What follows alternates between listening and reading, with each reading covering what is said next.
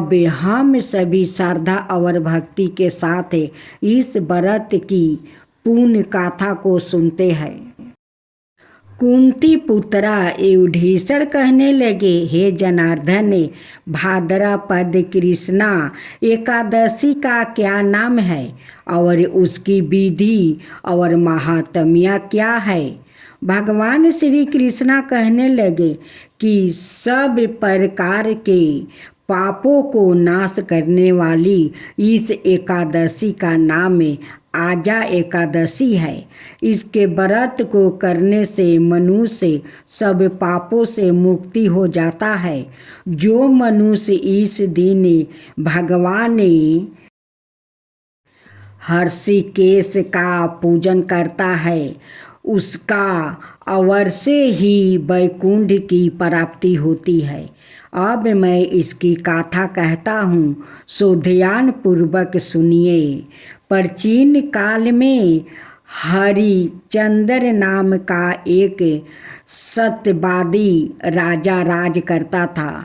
उसने किसी कर्म से वशीभूति होकर अपना सारा राज्य और धन त्याग दिया, साथ ही अपनी स्त्री पुत्रा और सवाय को भी बेच दिया। वो राजा चंडाल का दास बनकर सत्य को धारण करता हुआ मृत्यु का वस्तु ग्रहण करता रहा, मगर किसी प्रकार भी सत्य से विचलित नहीं हुआ। कई बार राजा चिंता के समुद्र में डूबकर अपने मन में विचारने लगता कि मैं कहाँ जाऊँ, क्या करूँ जिससे मेरा उद्धार हो। इस प्रकार राजा को कई बरस बीत गया। एक दिन राजा इसी चिंता में बैठा हुआ था कि गौतम ऋषि आ गया। राजा ने उनको देखकर प्रणाम किया और अपनी सब दुख भरी गाथा सुनाई। राजा की यह बात सुनकर गौतम ऋषि ने कहा, हे राजन, तुम्हारे भाग्य से आज से 7 रोज बाद भाद्रपद कृष्णा पक्ष की आजा नाम की एकादशी आएगी। तुम विधि पूर्वक उसका व्रत करो। इस व्रत के पुण्य के प्रभाव से तुम्हारे समस्त पाप नष्ट हो जाएंगे। इस प्रकार राजा से कहकर गौतम ऋषि तो उसी समय अंतर्ध्यान हो गए और राजा ने उनके कथा अनुसार एकादशी आने पर विधि पूर्वक व्रत और जागरण किया। उस व्रत के प्रभाव से राजा के समस्त पाप नष्ट हो गया। स्वर्ग में बाजे बाजने लगा और पुष्पा की वर्षा होने लगी। उसने अपने मृतक पुत्रा को जीवित और अपनी स्त्री को वस्तु और आभूषणों से युक्त देखा। उस व्रत के प्रभाव से उसको पूर्ण राज्य मिल गया और अंत समय में अपने परिवार सहित स्वर्ग को गया। हे राजन, यह सब आजा एकादशी के प्रभाव से ही हुआ।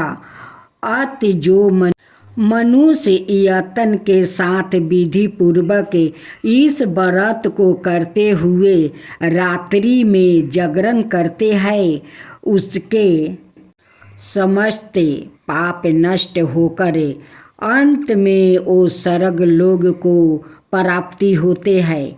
इस एकादशी की गाथा का श्रवण मात्रा से अश्वमेध यज्ञ का फल प्राप्ति हो जाता है। अब सुने एकादशी माता की कथा। भगवान विष्णु बोले, हे इंद्र, ऐसा मायावी दैत्य कौन है जिसने सब देवताओं को जीत लिया है? उसका क्या नाम है? उसमें कितना बल है और किसके आश्रय है और उसका स्थान कहाँ है? यह सब मुझसे विस्तार पूर्वक कहो। भगवान के ऐसे वचन सुनकर इंद्र बोले, हे सबर व्यापी, भगवान प्राचीन समय में चंद्रावती नगरी में नारी जंघ नाम का एक राक्षस था। उसी के महापरिक्रमी और लोक विख्यात मूर नाम का पुत्रा ने सब देवताओं को स्वर्ग से निकाल कर वहाँ अपना अधिकार कर लिया है। वो इंद्र, अग्नि, वरुण, यम, बाहु, ईशा, चंद्रमा, नैतिरथ आदि सबके स्थान पर अधिकार करके और सूर्या बनकर आप ही प्रकाश करता है। सवाई मेघ बन बैठा है और सबसे अजय है। हे असुर निकंदन, उस दुष्टों को मारकर देवताओं को निर्भय बनाइए। इंद्र के ऐसे वचन सुनकर भगवान विष्णु बोले, हे देवताओं, मैं शीघ्र ही तुम्हारे शत्रु का संहार करूँगा। तुम चंद्रावती नगरी को जाओ।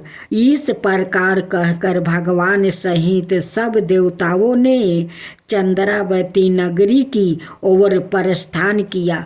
उस समय दैत्यपति मूर दैत्य सेना सहित युद्ध भूमि में गरज रहा था। उस बलवान असुर की गर्जना सुनकर सब देवता भय के मारे चारों दिशाओं में भागने लगे।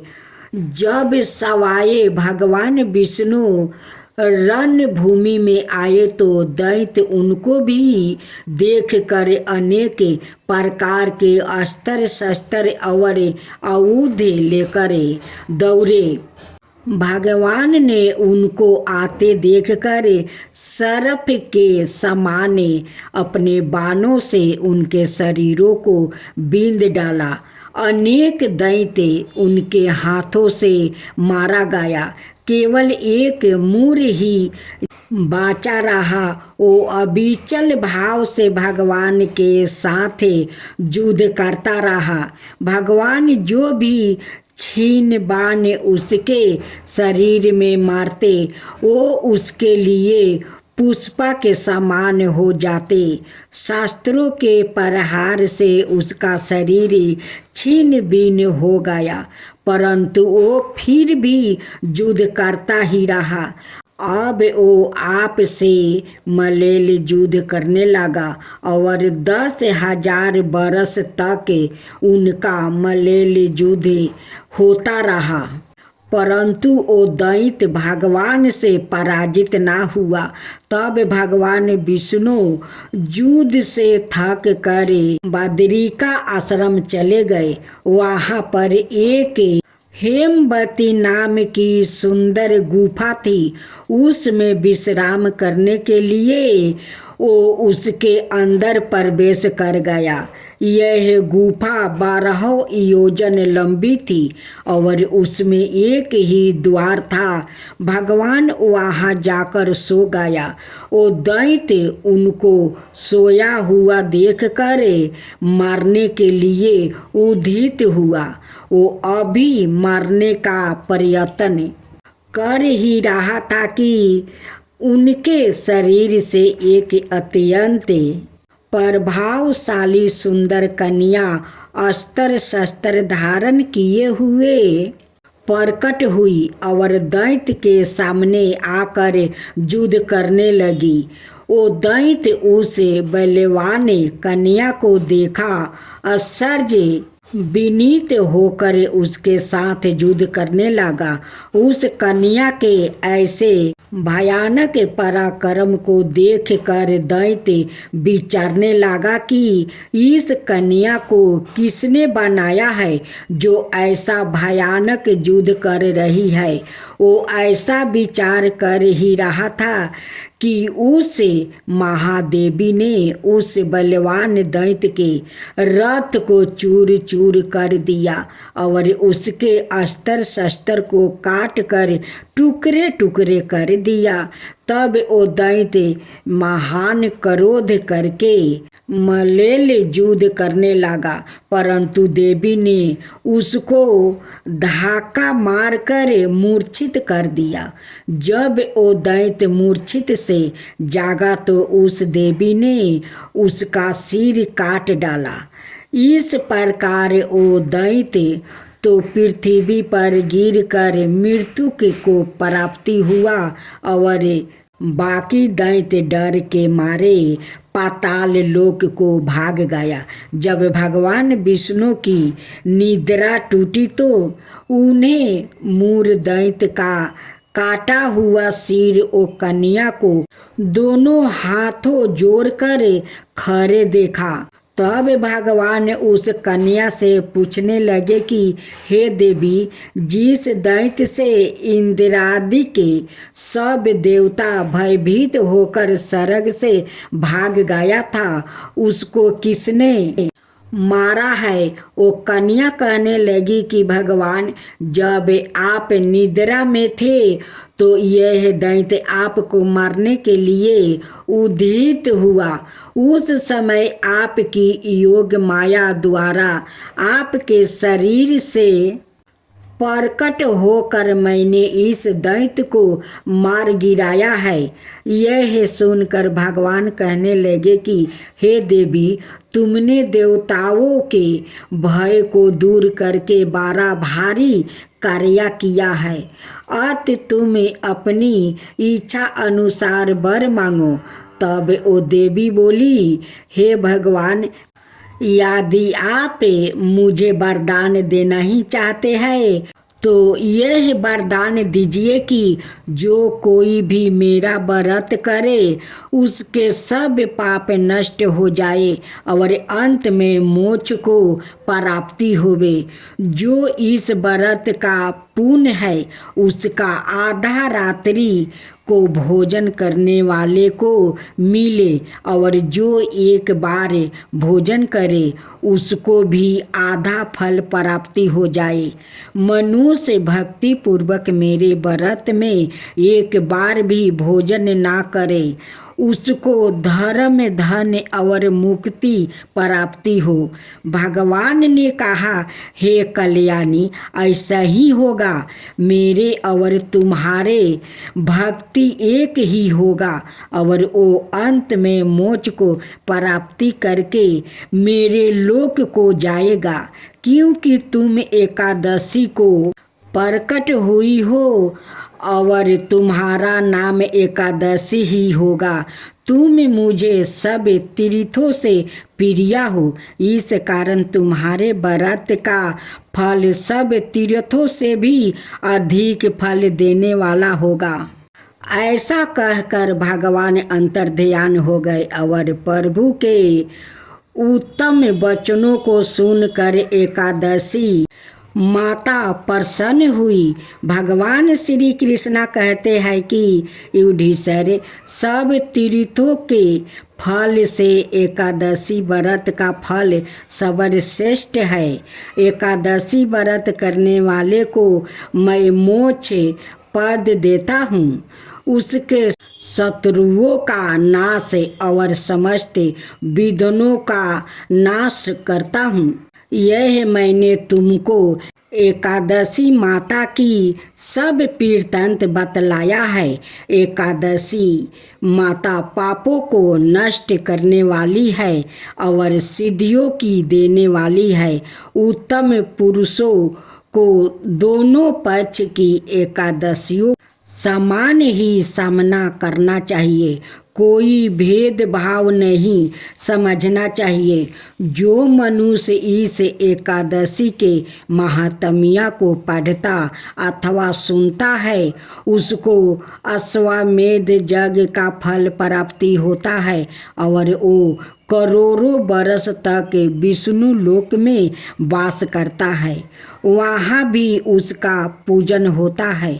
जो मनुष्य एकादशी माता की महात्म्य के चौथे भाग को पढ़ता है उसके भी अनेक पाप नष्ट हो जाते हैं। विष्णु धर्म के बराबर दूसरा कोई धर्म नहीं है और एकादशी व्रत के समान और कोई दूसरा व्रत नहीं। आप सभी श्रद्धा भाव से एकादशी माता की आरती सुनें। ओम जय एकादशी, जय एकादशी, जय एकादशी माता। विष्णु पूजा व्रत को धारण कर शक्ति मुक्ति पाता। तेरे नाम गिनाऊं देवी, भक्ति प्रदान करनी। गुण गौरव की देवी माता शास्त्रों में बरनी। मार्ग शीर्ष के कृष्ण पक्ष में उदीपाना होती। शुक्ला पक्ष में मोक्षदायिनी पापों को धरती। ओम जय एकादशी माता। पूषी मास के कृष्ण पक्ष की सफेला नाम कहे। शुक्ला पक्ष में होए पुत्र राधा आनंदी अधिकी रहे। नाम सटतीला माघ मास में कृष्ण पक्ष आवे। शुक्ल पक्ष में जाया कहावे। विजाया सादा पावे। ओम जय एकादशी माता, जय एकादशी माता। विजाया फागुनी कृष्ण पक्ष में शुक्ला अमलखी पाप मोचिनी कृष्ण पक्ष में चैत्र मास बलकी। ओम जय एकादशी माता, जय एकादशी माता। चैत्र शुक्ल में नाम कमिदा धनी देने वाली। नाम बड़ी थूनी कृष्ण पक्ष में बैसाखी महाउली। शुक्ल पक्ष में होए मोहिनी आपेरा ज्येष्ठी कृष्ण पक्षी। नाम निर्जला सब सुखी करनी शुक्ल पक्ष राखी। ओम जय एकादशी माता। योगिनी नाम आषाढ़ में जानो कृष्ण पक्ष बरनी। देवसायनी नाम कहावे शुक्ल पक्ष धरनी। कमी का श्रवण मास में आवे कृष्ण पक्ष कहिए। श्रवण शुक्ला होए पुत्र राधा आनंद से रहिए। आजा भाद्रपद कृष्ण पक्ष की परिवर्तनी शुक्ला इंदिरा आशिवनी कृष्ण पक्ष में व्रत से भाव सागर निकला। पापी कुसा है शुक्ल पक्ष में पापी हरण हरी। रामा मास कार्तिक में आवे सुखदायक भरिए। देवोत्थानी शुक्ल पक्ष की दुखी न सके मैया। लोधी मास की करुणीति पार करो नैया। ओम जय एकादशी माता, ओम जय एकादशी माता। शुक्ल लोध में होए बड़ी तूनी, दुखी दरिद्रता हरिणी। परिमा कृष्ण पक्ष में होती जन मंडल करनी। जो कोई आरती एकादशी की भक्ति सहित गावे, जन रघुनाथ शरण का वास निश्चय ओ पावे।